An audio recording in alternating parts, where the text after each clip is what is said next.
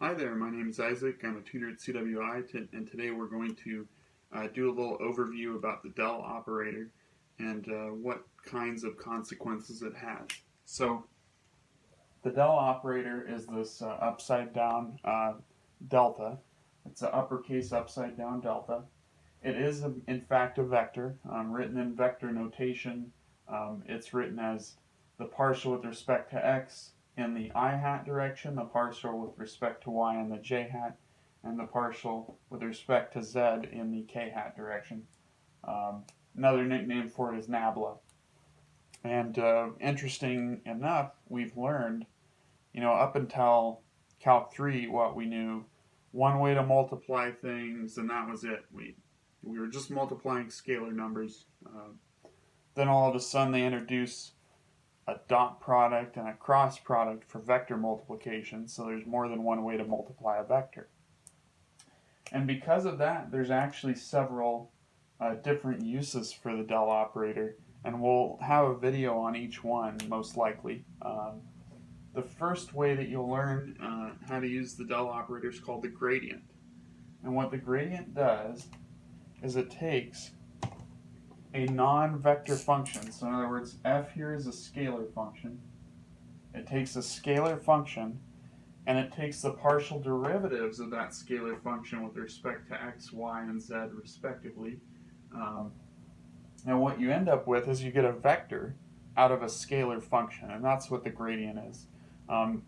It's a fascinating thing, and we'll definitely have to go into more detail on it later. The second way of using the Dell operator is called the divergence, and it's related with the Dell operator dot product with a vector valued function. So this is a vector function, f, and what happens here is we just take the Dell operator in its vector form and we dot it with the x, y, and z components of the vector field. And so that's where our dot product ends up with the Dell operator. It's called divergence. And we'll definitely do a video about that as well. It's got some interesting things to it. The third way to use the Dell operator is using the cross product of the Dell operator with a vector function, f.